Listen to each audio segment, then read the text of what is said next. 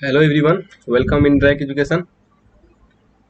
तो ये है रैक का फुल फॉर्म है। तो हम लोग कल पढ़े थे वर्ग और वर्गमूल का पहला पार्ट। अब दूसरा पार्ट में आइए हम लोग देखते हैं।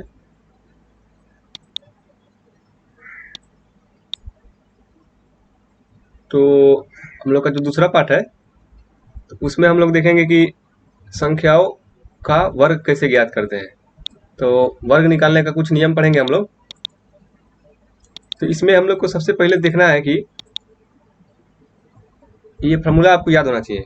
ए प्लस बी का whole square, A square plus B square plus 2ab। A minus B का होल स्क्वायर होगा तो यहाँ पे माइनस आ जाएगा नीचे वाला के पास। तो ये इसका लिखने का मतलब ये है, ऊपर वाला रहेगा तो ऊपर वाला आएगा, प्लस रहेगा तो प्लस आएगा, जब माइनस रहेगा तो यहाँ माइनस आ जाएगा। यहाँ पे तो कोई बदलाव आता ही नहीं है। तो इसका उपयोग कहाँ होगा? देखिए, अगर आपको वर्ग निकालना है 23 का तो 23 गुणा 23 करेंगे तो आपको ज्यादा समय लग जाएगा। तो समय बचाने के लिए क्या करेंगे आप? 23 को लिखेंगे 20 प्लस 3।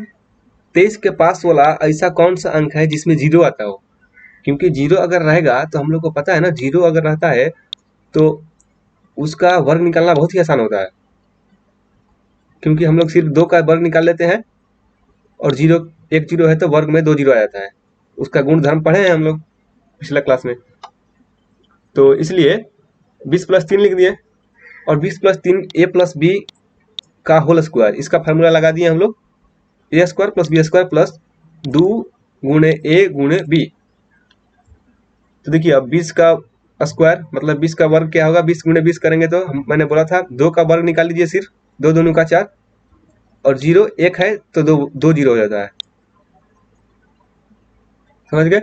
फिर 3 का वर्ग, तितली का 9, फिर 2 गुणे 20 गुणे 3 120। जोड़ दीजिए, आ गया आपका आंसर।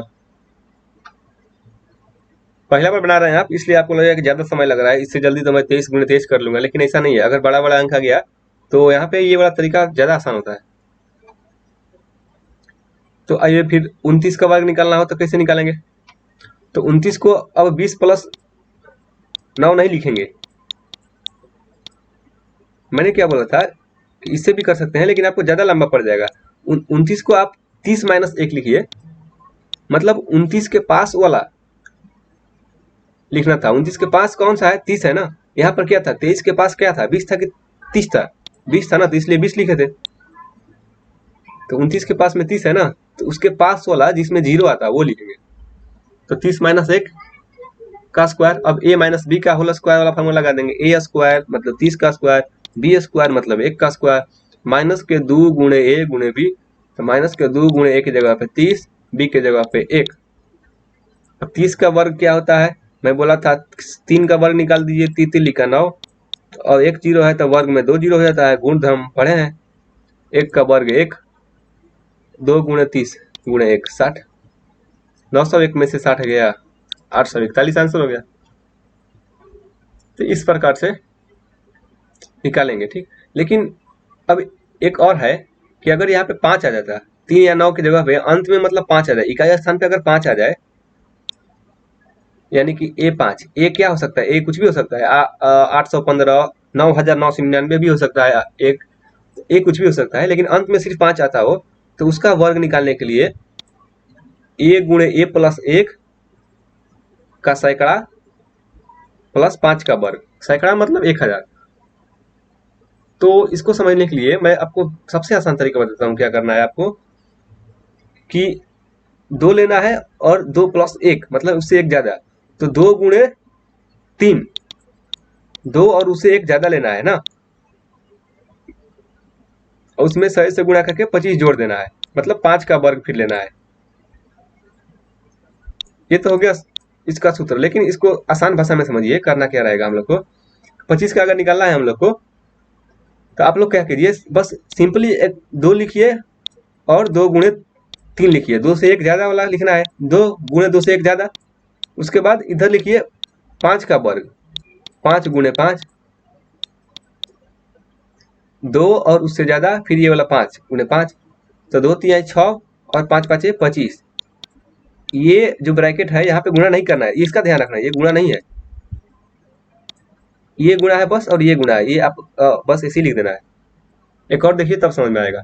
75 का करना है तो 75 गुणे 75 करेंगे, ज्यादा समय लगेगा। क्या कीजिए, 7 लिखिए और उससे एक ज्यादा लीजिए, दोनों का गुणा कर दीजिए। 7 और 8, 7 8 में गुणा कीजिए, और अंतिम वाला का 2 बार गुणा कर दीजिए, 5 का वर्ग लिख दीजिए, 5 गुणे 5, तो 8 7 56 और 5 5 25, हो गया आंसर। अब 56 गुणे 25 नहीं करना है ना, आपस में गुणा नहीं करना है, इसका ध्यान रखना है।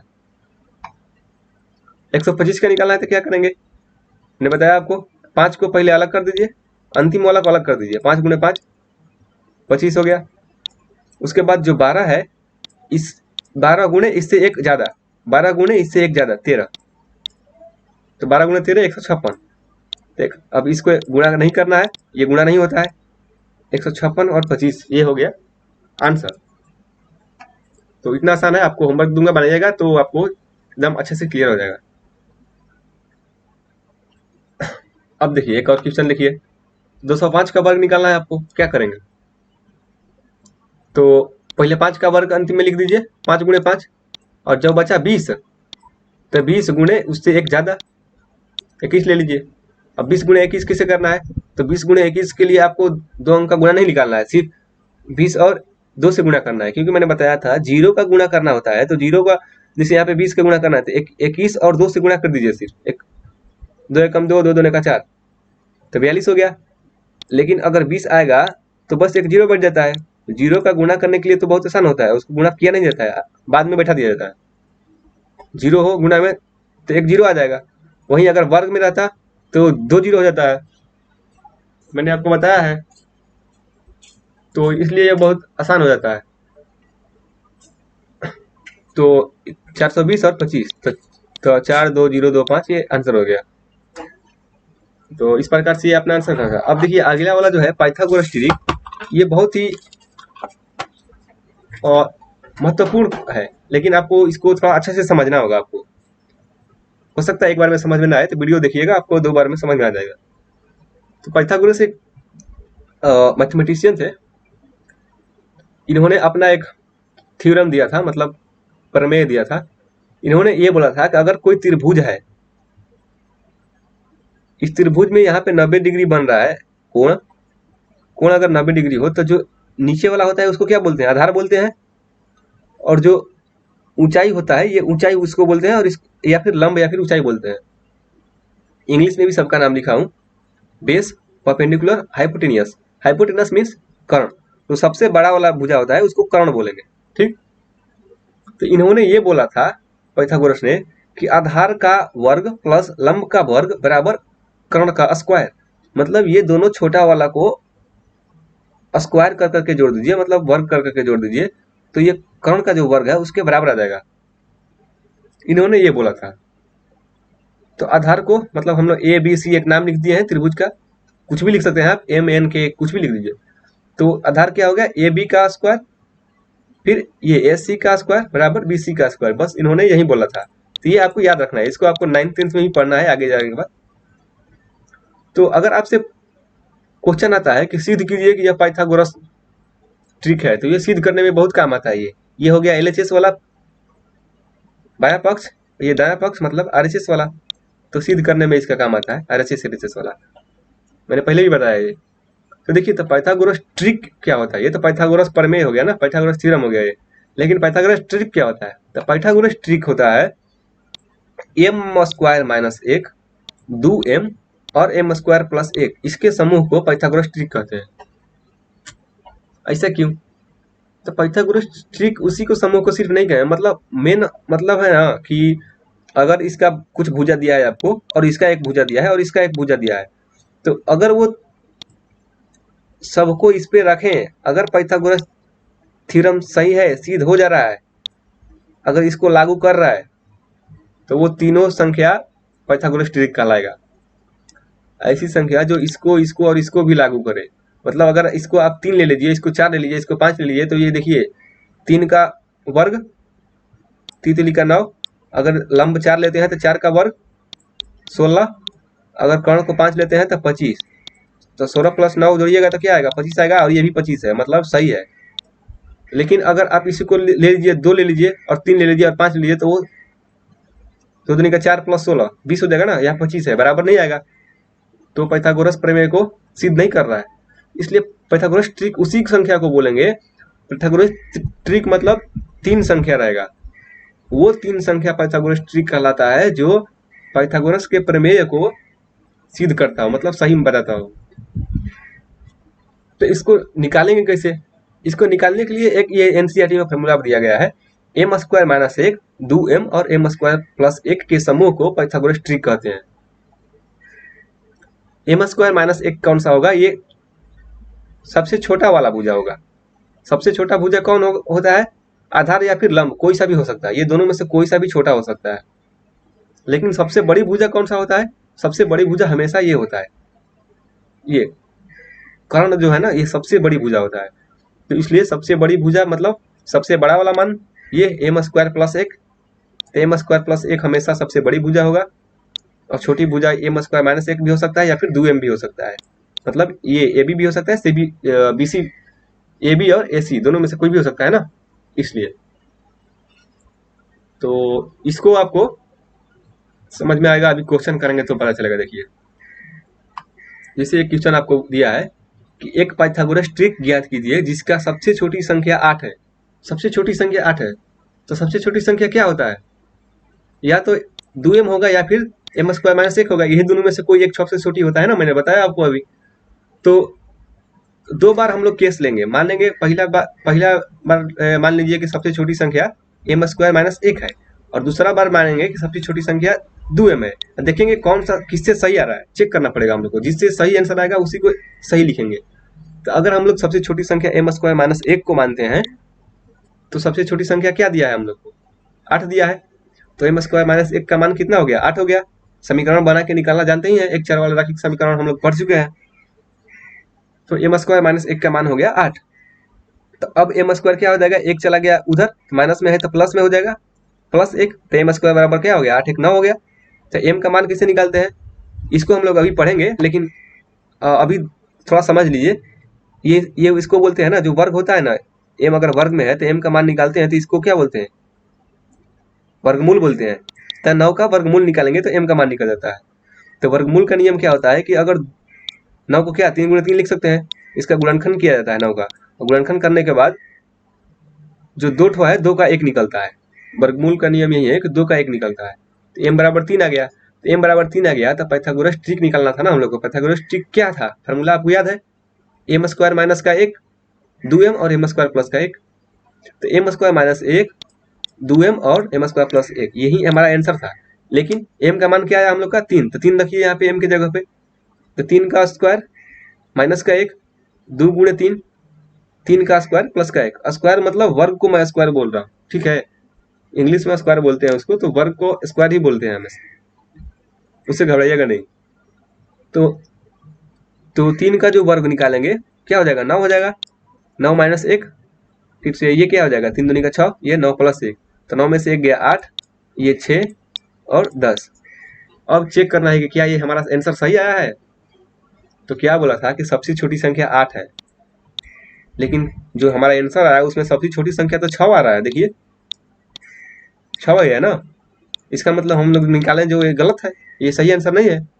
तो ठीक है, तो ये हमारा आंसर गलत हो गया। चेक करना था आपको, क्योंकि हो सकता है दूसरा क्वेश्चन मिलेगा उसमें सही भी हो जाए। तो ये गलत है। अब दूसरा बार क्या मानेंगे? सबसे छोटी संख्या को 2m मानेंगे, क्योंकि मैंने बताया था कि सबसे छोटी संख्या 2m भी हो सकता है और m स्क्वायर माइनस 1 भी हो सकता है। तो अब दूसरा केस लीजिए कि मान लीजिए कि छोटी संख्या 2m है, तो अब 2m का मान 8 हो जाएगा। पहला बार m स्क्वायर माइनस 1 माने थे ना छोटी संख्या, तो वो 8 हो गया था। अब 2m मानेंगे तो सबसे छोटी संख्या बोला है कि 8 है, तो 2m बराबर 8 होना चाहिए। तो 2m बराबर 8 करेंगे तो m बराबर क्या हो जाएगा? ये पता है ना आपको, ये सब पढ़ चुके हैं हम लोग। जो भागा में है गुणा में है 2, तो उधर जाएगा तो भागा में चला जाएगा, तो 8 बटा में 2 हो जाएगा। तो 8 बटा में 2 हो जाएगा, तो काटेंगे तो क्या हो जाएगा? 4। तो m बराबर 4 आ गया। m बराबर जब 4 आ गया तो m का मान निकाल के इसी यही पाइथागोरस ट्रिक में रखना होता है, आपको पता है। तो m स्क्वायर माइनस 1 2m और m स्क्वायर प्लस 1 में रखिए। तो m की जगह पर क्या रखिएगा?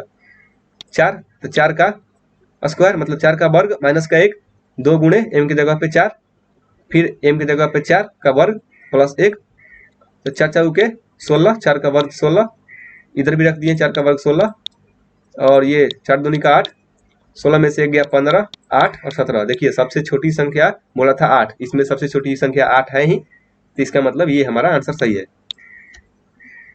इसमें क्या हो गया था ना, सबसे छोटी संख्या 6 आ गया था, इसलिए दोनों आपको लेके चलना पड़ेगा। ठीक है, ये समझ में आ गया। तो ये तो था कि सबसे छोटी संख्या 8 आपको दे दिया था, लेकिन कभी कभी क्या बोलेगा ना, क्वेश्चन ऐसा देगा कि एक पाइथागोरस ट्रिक ज्ञात कीजिए जिसकी एक संख्या 12 है। अब देखिए एक संख्या लिख दिया है कि 12 है, अब कौन सा संख्या है भाई, छोटा है कि बड़ा है, ये तो कुछ बताया ही नहीं।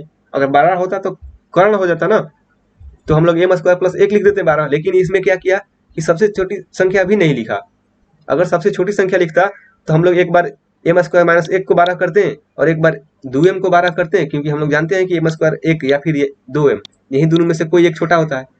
लेकिन इस बार कुछ भी नहीं बोला था, हम लोग अब तीनों चेक करेंगे। अब हम लोग को तीनों पारापारी चेक करना होगा कि माना कि एक बार m स्क्वायर माइनस 1 सबसे छोटा है, नहीं छोटा का बात नहीं किया यहाँ पे, सॉरी। मानिए कि m स्क्वायर माइनस 1 है जो 12 है, दूसरा बार मानिए कि m स्क्वायर प्लस 1 12 है, तीसरा बार मानिए कि 2m 12 है।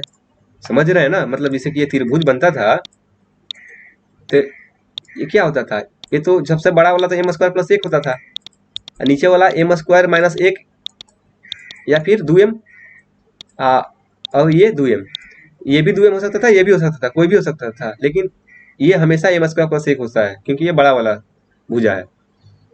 तो अब हम लोग को करना क्या है कि बोल रहा है कि एक संख्या 12 है, मतलब ये त्रिभुज का जो एक भुजा है 12 है। अब कौन सा है ये तो बोला ही नहीं, तो हम लोग एक बार मानेंगे कि ये वाला भुजा 12 है, फिर एक बार मानेंगे कि ये वाला 12 है, फिर एक बार मानेंगे कि ये वाला भुजा 12 है, और तीनों बार चेक करेंगे कौन सा से आंसर हमारा सही आ रहा है।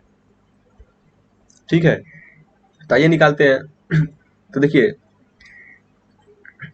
तो जब पहला बार हम लोग निकालें, पहले इसको लीजिए, देखिए कोई सा भी कीजिए आप, m स्क्वायर प्लस 1 बराबर 12 लीजिए, ठीक। तो इसको 12 लेंगे तो m का स्क्वायर का मान कितना हो जाएगा, ये प्लस में है तो उधर जाके माइनस में हो जाएगा, तो 12 में से 1 गया 11, m बराबर क्या आ गया, वर्गमूल आ गया 11 का, यहाँ पर तो वर्गमूल में आ गया। अब देखिए यहाँ पे निकालिए m का क्या आ रहा है, 2m बराबर 6 की 2m बराबर 12 कीजिए, तो m बराबर क्या हो जाएगा, 2 बटा में 12 बटा 2 हो जाएगा, क्योंकि ये गुणा में है तो भागा में चला जाएगा, तो ये 6 आ गया, तो m का मान 6 आ गया। अब यहाँ से निकालिए m स्क्वायर माइनस 1 को एक बार 12 कीजिए, तो m स्क्वायर बराबर ये जाके उधर प्लस में हो जाएगा, तो 12 प्लस 1, तो m स्क्वायर बराबर 13 हो गया, तो m बराबर क्या हो जाएगा, ये रूट में आ गया 13, मतलब वर्गमूल निकालना पड़ जाएगा फिर इसका।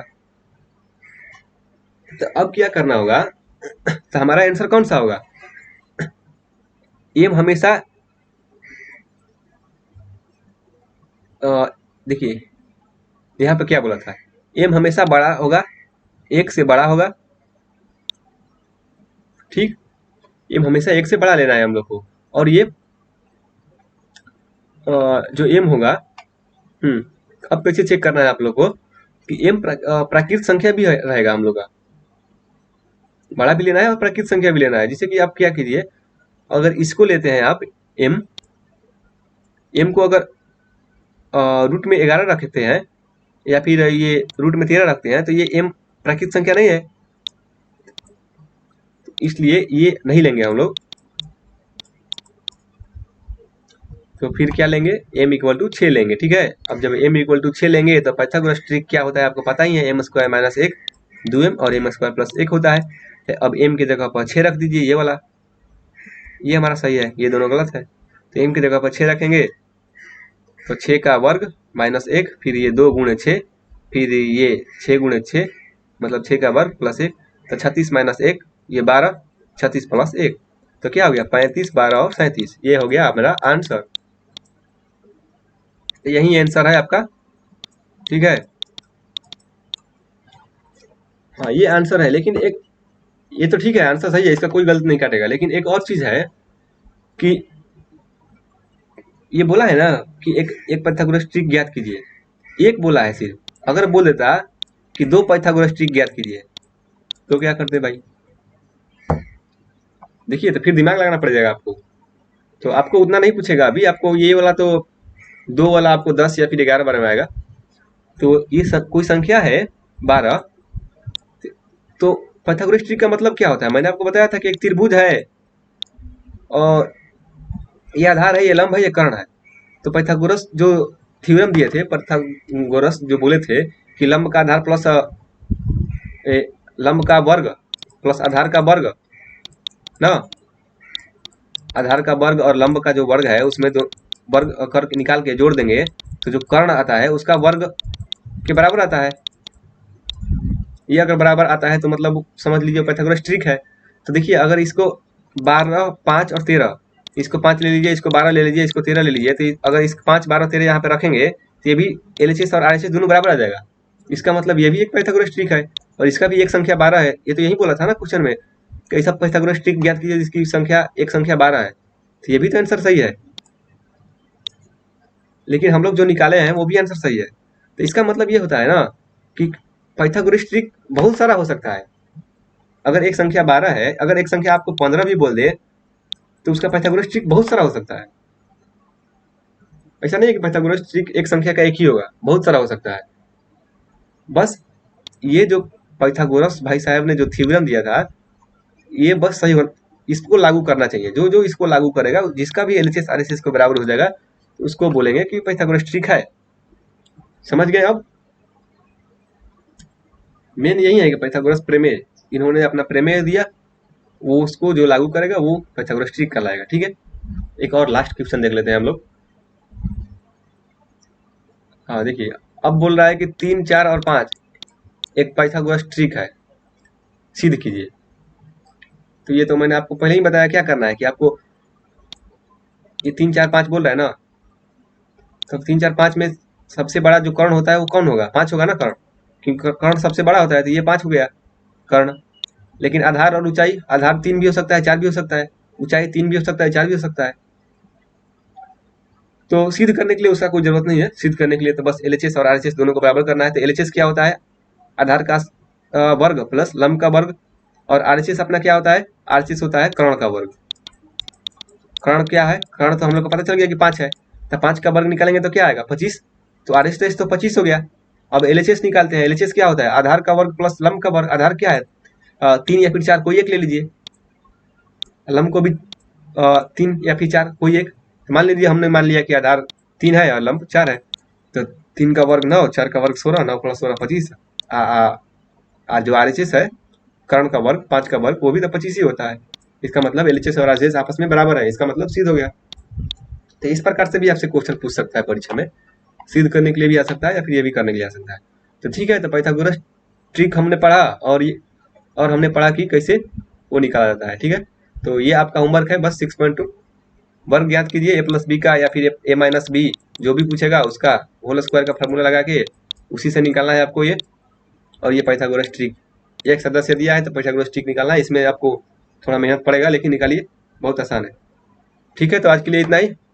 और अगर आपको वीडियो पसंद आ रहा है तो और भी लोगों का बताइए कि वो लोग भी देखें और उन लोग को भी समझ में आए।